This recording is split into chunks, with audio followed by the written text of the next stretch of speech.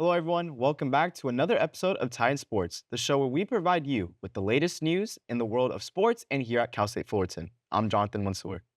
Hey everyone, I'm Colin Costigan. What's up, Time Sports fans? I'm Christian Elias. Hey everybody, I'm Justin Rosette. We have a lot to talk about today, so without further ado, let's get the ball rolling.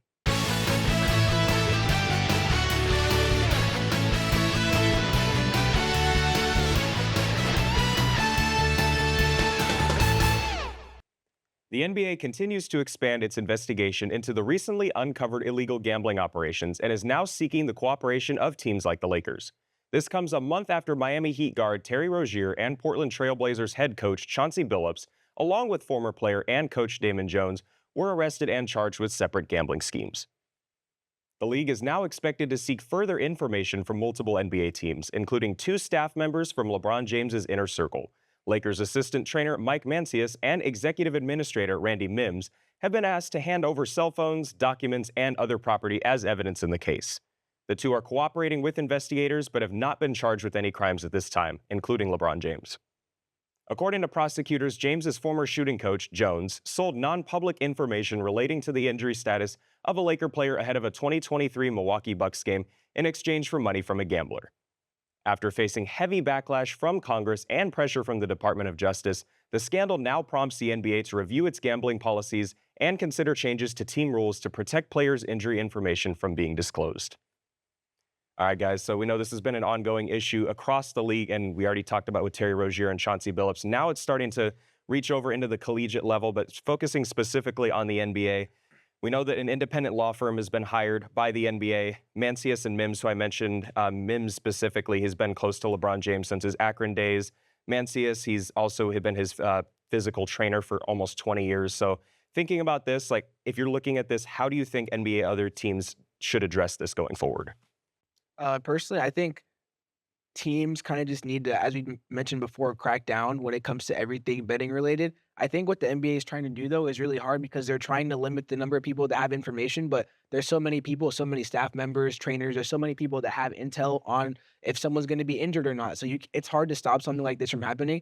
It's hard to stop somebody from being like, hey, LeBron's not playing tonight, take this line or take this line. So it's really hard to do, but just as a Laker fan, and I guess overall in the NBA, at least 10 Lakers staff were asked to share their phones. So it's kind of like, it seems like the NBA is kind of maybe building up for something else big to happen. It's a little concerning just hearing LeBron's name even big in this conversation, but overall, we're going to see. It looks like it might be building to something else big because you didn't expect the Chauncey Billups thing to happen. You didn't expect it to happen with Terry Rozier, so there might be something big coming. But the NBA, they should continue doing their investigation, and hopefully nothing too crazy happens when it comes to the Lakers. I mean, Adam Silver is one of the best commissioners in all of sports, so taking these extra steps of trying to find these searches, they're needed and they're warranted.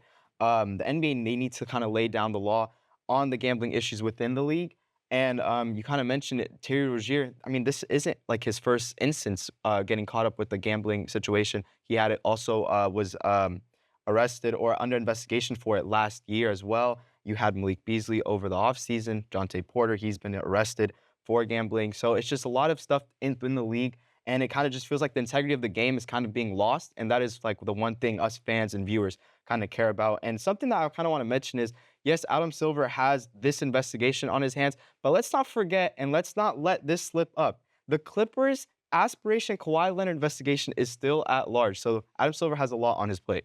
Yeah, I'm full agreeing with you guys. I'm just hoping something with the NBA, the investigation does crack down with this because like we mentioned before, the past episodes, betting has become, it's become, such a big thing now in sports. Everyone's betting, with the advertisements, sports shows, whatever it is, ads everywhere on TV. It's always about betting, price picks, flip, whatever it is. It's just getting to the point where everything is just relating to betting, and it's just killing the game. Because if most of these players are having inside information along with the coaches telling, oh, this player's going to set out, or this player's going to, come out after this time, or this player's going to come out, for a short while, it's going to ruin the game for a lot of these teams. They're not going to try as much, and they're going to, they're going to sell on wins. They're going to sell on losses, especially with teams, that are trying to make a run, especially when it comes towards playoff time. Because I know betting and playoffs, that's a lot of big implications there too. So I'm hoping, Adam Silver and whatever his team's going to in this investigation, I hope it cracks down great because betting is just ruining the love for sports, and obviously for the fans, it's getting to a point where everything is just not looking too well for the league. Yeah, and you think about it, this episode is actually presented by DraftKings, but no, seriously. We have made other discoveries, like there's teams like the Magic out there who had a regularly starting player, in quotes, that had told a gambler that the team had planned to start or planned to sit and sort of tank the game. It was a 2023 April game against the Cavs. So this isn't just the Lakers that they're talking about. This is across multiple teams. Do you guys think the NBA is going to make any other discoveries? We'll see. I don't know. I hope not. Just like, again, for the integrity of the game, I hope not.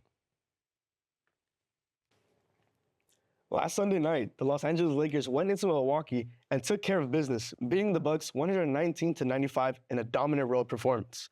The Lakers took control right away, jumping out to a 30-18 first quarter lead and exploding before halftime to put Milwaukee in a deep hole. Their ball movement, defensive pressure, and fast break energy had the Bucks catching up all night. Luka Doncic led the way with 41 points and 9 rebounds. Austin Reeves put up 25 points and 8 assists, and DeAndre Ayton dropped a 20-point, 10-rebound double-double. On the other side, Giannis Antetokounmpo put up 32 points and 10 rebounds, but the Bucks couldn't find any consistency. Their poor shooting, especially from three, made it tough to ever catch up. Milwaukee did make a short run in the third quarter, cutting into the lead, but every time the crowd got loud, the Lakers answered immediately. Doncic and Reeves both hit big shots to quiet the momentum and keep LA in control. The win moves the Lakers to 10-4, showing off their depth even without key players. The Bucks fall to 8-6 and will need more consistent offense outside of Giannis. So guys, like we mentioned with some key players, Marcus Smart and Rui Hachimura were out of this game, but they were still able to make some room with it, and LeBron is gearing up for his return. So when LeBron comes back, how scared are these Lakers now? I mean, pretty scary. I would hope so. You kind of mentioned it going back to the Bucks game. No Marcus Smart, no Rui Hachimura, and the Lakers were arguably basically without their best defensive player and their best three-point shooter. And what they do in those two categories? Well, they held the Bucks to 34 points in the first half, their lowest of the season, and they shot a respectable 39% from three. With LeBron coming back, I mean, I hope it doesn't slow down this kind of team's momentum, which I don't think it will, because LeBron is that type of player where his IQ is so high that like he can fit in with any team. I definitely want to. I'm very intrigued to see how DeAndre Ayton and Bron kind of pair up together, because Ayton has been amazing with Reeves and Doncic. He's been a walking 2010 guy. That's what he had on Saturday. And Reeves and Luka, shout out to them, man. Best bromance in the league and most points scored by a duo this season. I'm really excited with how the Lakers are playing, and you might get Bron as soon as tonight.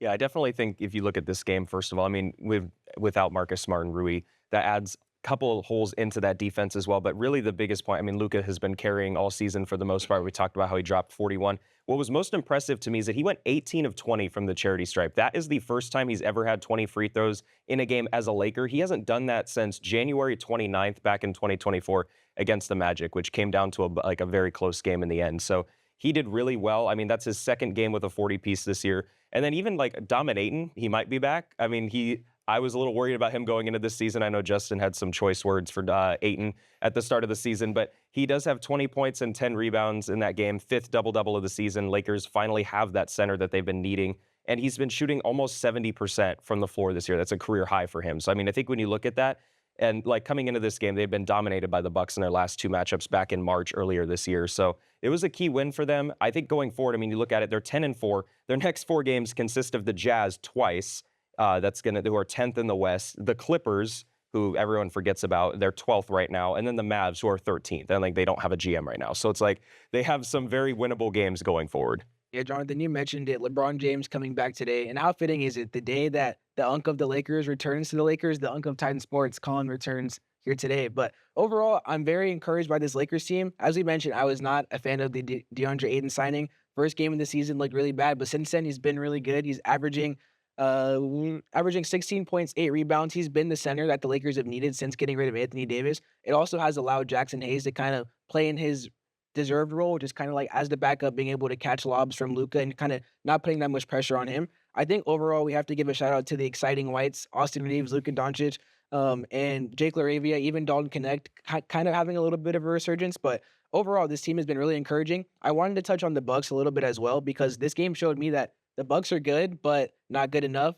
Giannis had, 30 and 10, a double-double in this game, but the next two highest scorers were AJ Green and Ryan Rollins. AJ Green is like a shooter, so for him to have 15 points and be their second highest scorer, it's just not going to be enough for them going forward. You can't have those guys being your second and third best players in the playoffs, Ryan Rollins is really good, but not at the level he needs to be at to be like a star guard in the league to go alongside Giannis. So the Bucks are good, but I'm expecting them to be like a second round exit this year just because after Giannis, they don't have enough to be able to beat the best teams in the Eastern Conference. Yeah, and I'm really glad you touched upon the Bucks specifically with their starters because, you know, like you mentioned, Giannis, he did carry this team. When you're looking at the starters, their combined points was 29. Giannis, outgoaled them with 32. So this Bucks team, they're going to need to make some moves to help Giannis, you know, especially with his first couple years with the Bucks. You know, Giannis, he was being the dominant force. You know, I'm glad he finally got the ring, but it's going to get to the point where Giannis isn't going to be able to do anything, and that's exactly what it's showing there too. And then one more thing, last thing about the Lakers, you know, you mentioned you weren't a fan of the the Aiden sign.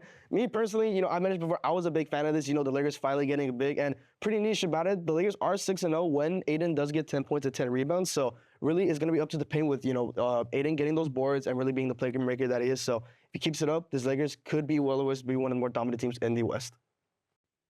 The Los Angeles Rams and Seattle Seahawks faced off in an NFC West battle this past Sunday, where the Rams narrowly secured a 21-19 victory and now reign on top of the NFC West at 8-2. After a scoreless opening drive from the Rams, Sam Darnold was intercepted by Rams safety Cam Kinchins, which later set up a Kyron Williams touchdown to give the Rams an early 7-0 lead. The Seahawks got on the board right after with a 57-yard field goal from Jason Myers.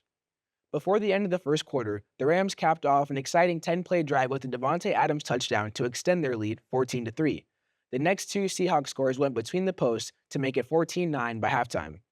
Christmas came early in the third quarter as Sam Darnold gifted the Rams another 2 interceptions, yet the Rams still only held a narrow 14-12 lead through 3 quarters as Myers booted yet another field goal for the Seahawks.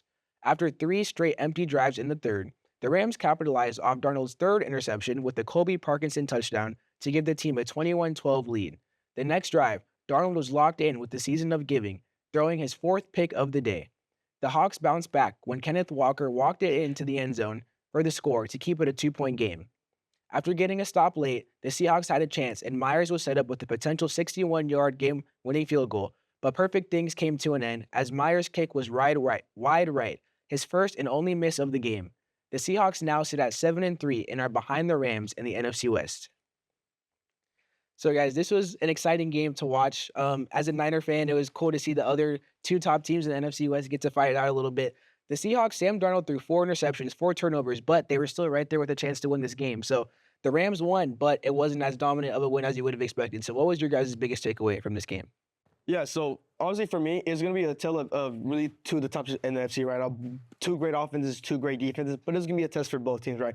Can the Rams, you know, get past a very dominant defense like the Seahawks, and a big test for the Seahawks offense? Can they actually do well against teams above 500? Because that's been their struggle. And it clearly did show here. I mean, Darnold, 4 interceptions. He was clearly seeing ghosts again since his time with the New York Jets there too. And what do you know? That's the last time he did throw 4 interceptions in a game there too. And everything did show here. If it wasn't for the Seahawks defense, it wouldn't have been a closer game. And, you know, Matthew Stafford with his MVP agenda, I still think he still has it there. He was going up against a very great defense, still able to cap up 2 touchdowns, but it really does show in the face. And Matthew Stafford, now the 6th player to throw 27 touchdowns and only 2 interceptions through 10 games. So very great accolades for him. But more of the less, I'm starting to have a little bit less confidence for the Seahawks teams come playoff time. We know what dominant teams can do in the regular season, but if they can't cap up against these teams above 500, I don't see them doing this in the playoffs. I mean, I saw this with my Cowboys. They didn't do great against teams above 500 in 2023. Same with the Dolphins. We saw what happened there, first round exits. You just can't have this, you know, going on with teams like this. And with Sam Darnold, when he comes to these 500 teams,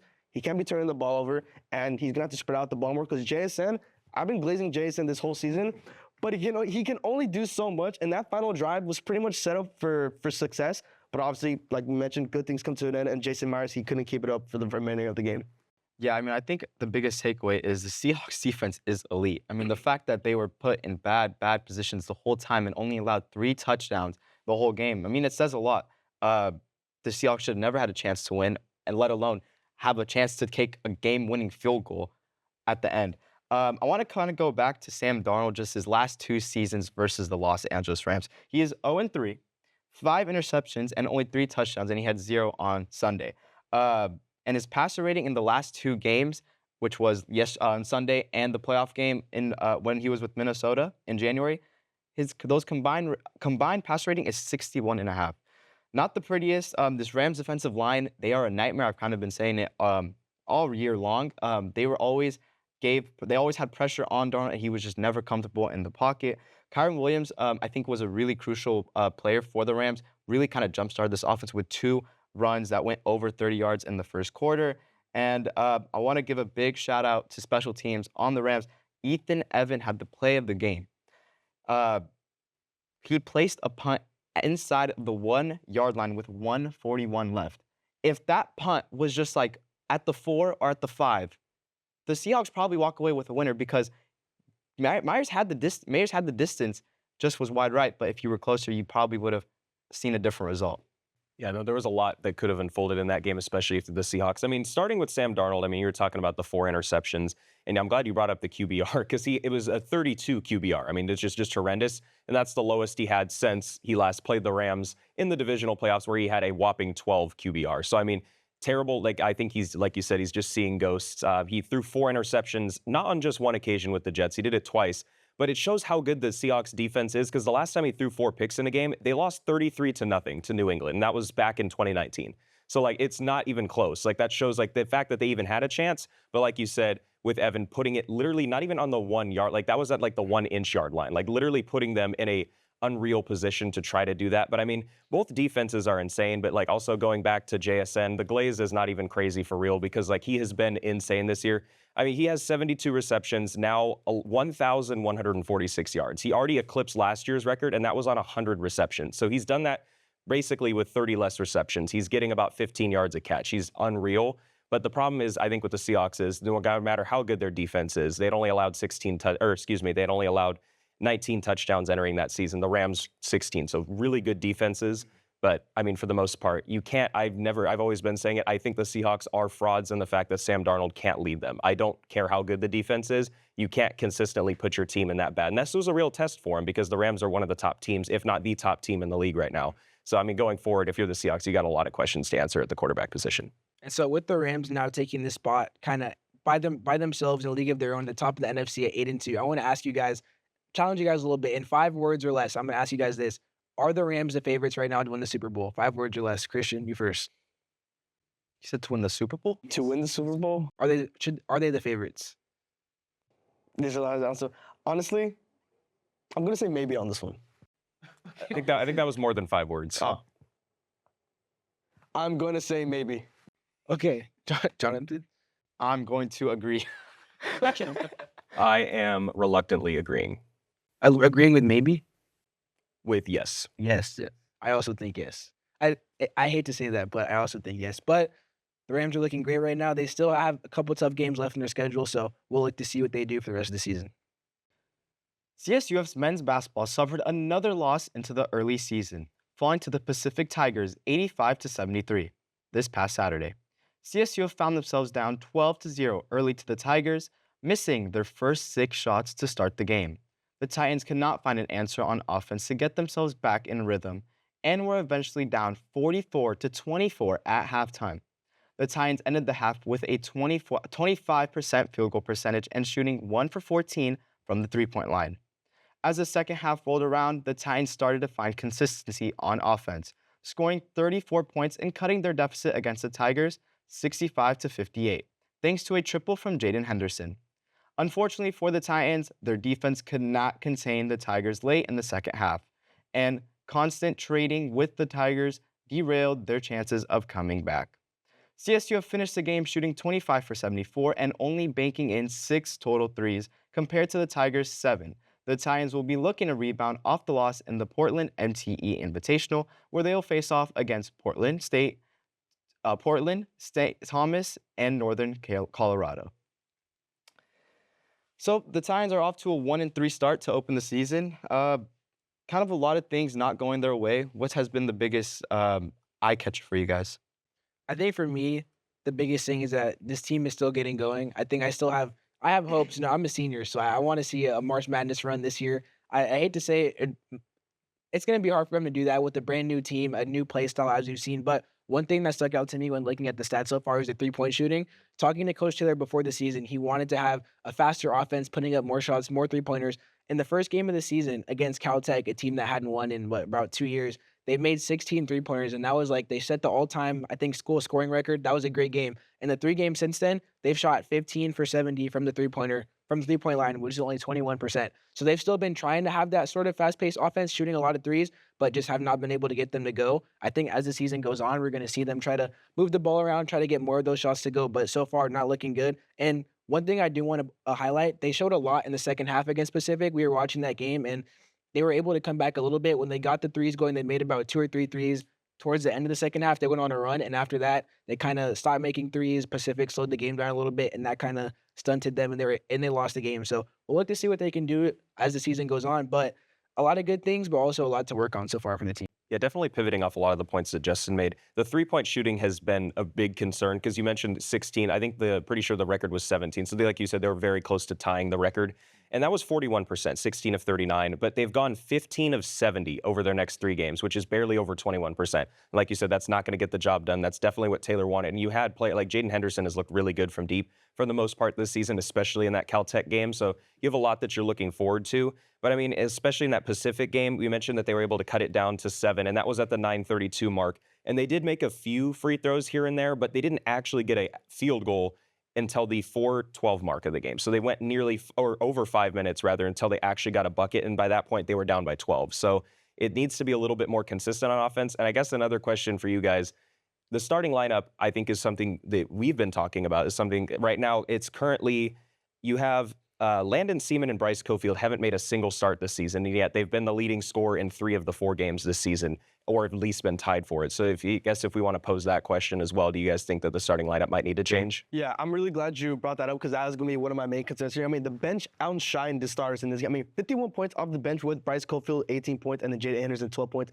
leading the way here. And then the starters, White and Nunn, both dropping a big donut that whole game. So, like, I'm really glad you did mention that. I'm really expecting, hopefully there is some lineup rotation in the starting lineup because that's really what they need to do. And then obviously, like what you guys, I mean, shooting 24% from 3 this game was obviously the benefactor there, and then 33.8% on just field goals in general. So, like I guess just everything in general, the starting lineup is gonna have to change because you can't let your bench outshine you by scoring 51 points off this game and then cutting the deficit to 7 late in the game. But like we mentioned, the defense couldn't hold out the trading, the offense was getting going early. So a lot of change on the starting lineup is gonna have to be one of the big factors so far moving forward. I mean, you mentioned it. Bryce Cofield, he has been a real bright spot for this team, averaging 13.3 points per game as a freshman. And then you have Jaden Anderson, who, Colin, you brought it up, been pretty good from 3, 46% from 3, and also averaging 12.5 points per game. I think we all kind of touched on it. I mean, you guys did. I'm about to touch on it right now. Last season, this team did not play well, and historically had the worst record in program history, and they shot 27% from 3. This year, we're only shooting 1% better at 28%, so that definitely needs to get fixed immediately. Directing our attention back to the association. We are nearly a month through the regular season, and the standings are starting to take shape. With that in mind, let's jump into our Trust or Bust segment.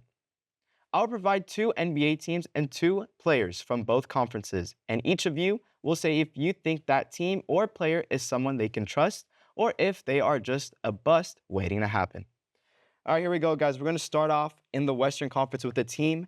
Do you guys trust in the Phoenix Suns, who are currently the 8th seed in the conference?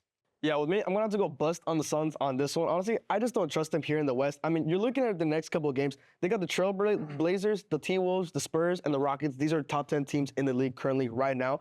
I just don't see them competing, right? Jalen Green hasn't really been a huge factor for this team, but he's going to be out 4 to 6 weeks, so that's going to be more depth off. And then Grayson Allen, who's been averaging 18.5 points per game, he's injured again, so that's another loss. And then Devin Booker and Dylan Brooks, they've been their leading scorers here.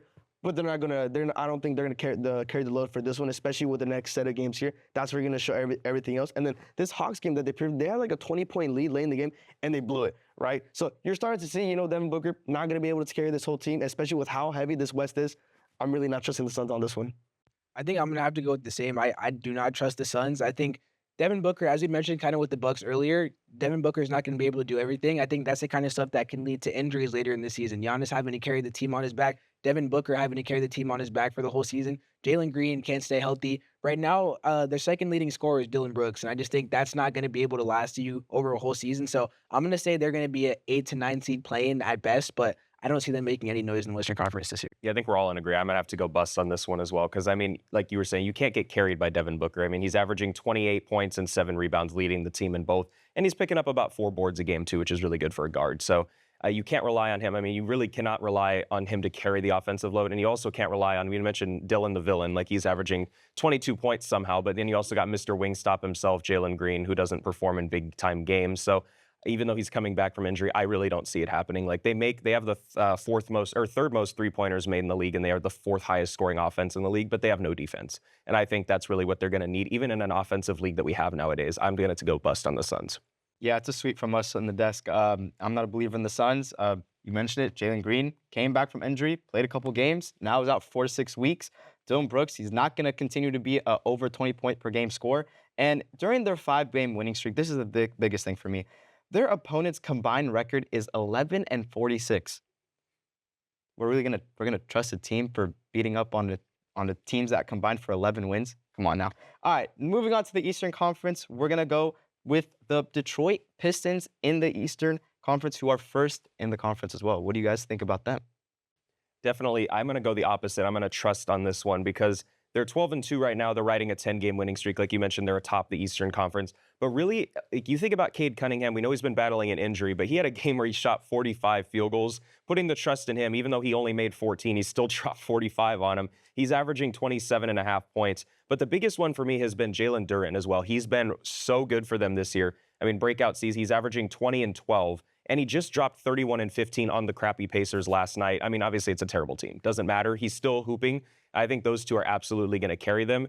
And they have a pretty solid defense. I know that Ivy's been battling an injury as well, but I think for the most part, they've been there. I mean, you specifically have been talking about how Cade Cunningham rode the ship like through the worst of the worst. So what was it, like a 29-game losing streak that he went through?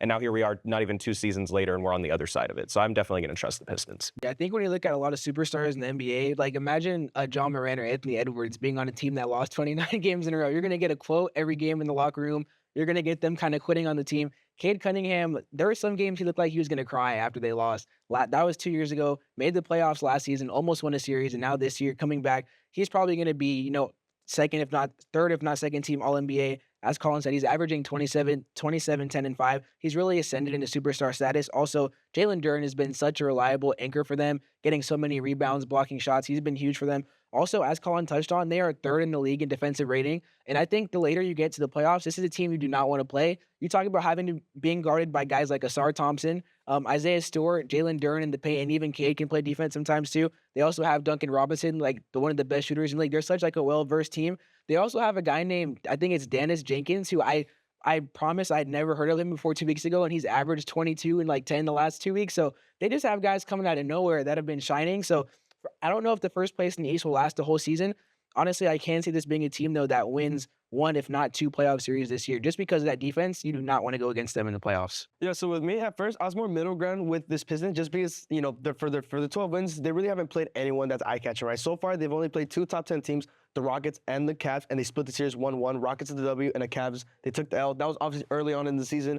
I'm not going to hold too much on them. We're still seeing how these teams are adjusted. But like you mentioned, their defense has been great. Cade Cunningham has been on a heater with the 27.5 points per game. Jalen Duren having himself a really great season as well. So I'm going to have to go in agreement with you guys here. I'm going to trust the Pistons on this one. But their next game is today at 4:30 against the Hawks. So that is going to be a very great test for this Pistons team. But it's really nice to see, from all the struggles that, Detroit sports had, at least with the Pistons, everything's looking great so far. Cade Cunningham and Jalen Duren, that's a very nice duo in the league. Could be a potential top 10 duo in the league so far for the next couple years. Yeah, all in agreement here. I'm trusting the Pistons. I mean, I mentioned it I think a month ago during our little overreaction superstar of who do we think can ascend to that superstar level. I said Cade Cunningham, and he's playing like that. We always knew he had like all-star caliber potential. He's kind of taking it to that other level of superstar potential, and he's been amazing. We saw glimpses of this team being really good in the playoffs, and it's carried over into the regular season. This team, they're also a top 5 defensive unit in the whole league. So defense wins championships, they're looking pretty good. I don't know if we'll go that far, but definitely think they can be a threat in a wide open Eastern Conference. Now, kind of moving on to players. Who do we think that have had hot starts? A.J. Mitchell, 16.7 points per game of the Oklahoma City Thunder, also Big West legend. Do you guys think he can sustain this? I'll go first on this one. I have to say trust. I don't know, honestly, don't know how you could say otherwise. I think AJ Mitchell, only his second year in the league, as you mentioned, he played here at Titan Gym a few years ago. Got to see him play a couple times, but as a rookie, he played 10 games in the playoffs last year. He was getting NBA Finals minutes. He had including a 14-point game in the Western Conference Finals. So he always showed he had flashes. He can be a scorer. He was always a scorer, even in college. And last year, he shot 38% from three. So he wasn't getting a lot of time because the OKC team was so stacked. But I mean, now when he gets time and he's had more time to develop, what do you expect? I mean, of course, he's going to play a lot better. He's shooting still over 30% from three, averaging 16. A big thing, though, is Jalen Williams has been out. So when J-Dub comes back, his role might decrease a little bit. But having someone like him that can come off the bench and drop 20 any given night on top of what Shea's already doing is just so crucial for this OKC team. And they just keep having guys just kind of coming out of nowhere, it seems like, with him, with sorry, let me redo. Okay. You have guys that kind of keep coming out of the woodworks with him and oh my gosh, forgot his name again. Aaron Wiggins. Okay. Reset. OKC has so many guys that kind of keep coming out of nowhere with Aaron Wiggins and AJ Mitchell as well. So it's really cool to see. And honestly, they're 14-1 right now. They look amazing. So and AJ Mitchell's been a big part of that so far. Yeah, I'm also going to take another agreement here. I mean, there's no way you can go bust on AJ Mitchell on this one. I mean, I'm going to trust him 100% on this. I mean, 60.7 points, especially, you know, with the role he's been getting. I mean, his lowest game shooting so far was 8 points against the Clippers, and that was just one game so far. Everything else, he's been living up to his expectation. And then this whole Thunders team, like you mentioned, they're on top of the league right now. Everything's going well for them. All these players, every single player on that Thunder team is playing a role, and they're doing a great job at it. So everyone's going to eat. Everyone's going to get their minutes, so it's really hard to, you know, go against AJ Mitchell on this one since he has been a very great factor for this Thunders team. Yeah, I'm definitely going to have to agree with you guys. Go trust on AJ Mitchell. I mean, you talk about the 16.7. He's averaging about 4 boards and 4 assists a game, too, which is great for somebody coming off the bench. And another thing, too, like you were saying, he's been a great replacement for Jalen Williams while he's still out with the injury.